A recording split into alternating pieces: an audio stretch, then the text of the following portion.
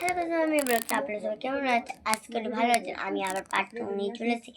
যে পার্ট 1 দেখেনি তারা আমার চ্যালেঞ্জে দিয়ে তাড়াতাড়ি দেখে নেন। তো চলো পার্ট 2তে আমি বলেছিলাম আপনাদের দুর্গা ঠাকুর আঁকবো, তো দুর্গা ঠাকুর নিয়ে আমি চলে এসেছি। তো একটু আমি আজকে একই সোয়েটার পরছি, আপনারা ভাবেন না আবার একই দিনে করে। চলো বেশি কথা না বলে আগানো জায়গা দুর্গা ঠাকুর কেমন হয় আশা করি বলবেন। এই যে এখানে এরকম ধরনের একটা খাতা, এই যে এইখান থেকে আমাদেরকে দরকার লাগবে একটা চোখ।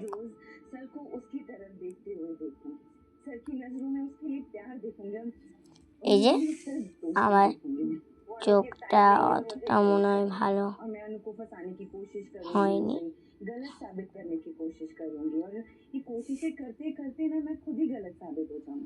না না গাইস, অনেক সুন্দর হয়েছে। এই যে চোখটা এরকম টাইপের সুন্দর দেখে আঁকবে, এরকম। এই যে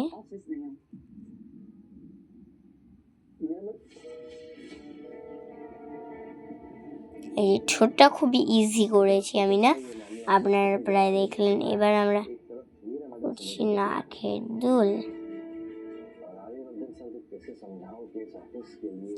এই যে নাকের দুল টাকের দুল সব করা হয়ে গেছে। এবার খালি আমি করছি কাজ।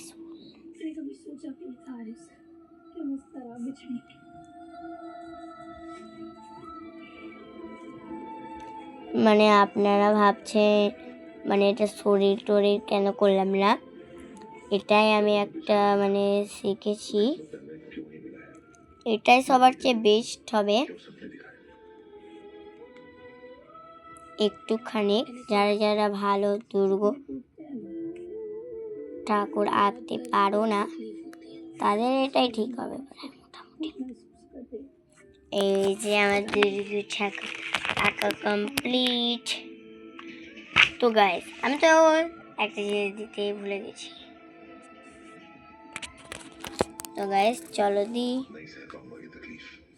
মানে খাতাটা এরকম করে ঘুরিয়ে নিতে হবে আমাদেরকে।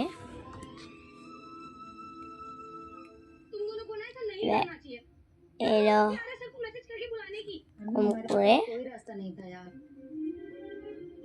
এরকম করে একটা চোখ সোজা।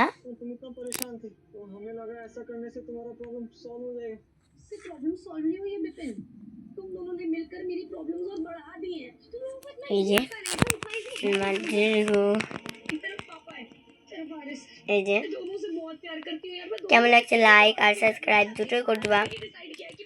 তো দেখতেই পাচ্ছেন তো গাইস পার্ট 2টা এত সুন্দর হয়েছে। তো গাইস কেমন লেগেছে, যদি ভালো লাগে তাহলে লাইক ও তো এই যে গাইস দেখতে পাচ্ছ, তো আপনারা ততক্ষণে লাইক আর সাবস্ক্রাইব দুটোই করে দিও, ঠিক আছে গাইস?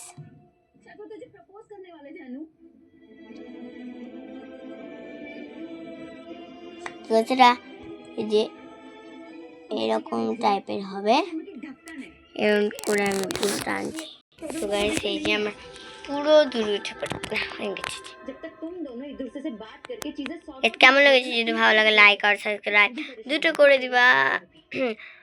আজ পার্ট 1 না দেখে থাকো আমার চ্যানেলে গিয়ে পার্ট 1টা দেখে আসবে নিশ্চয়ই। Bye bye.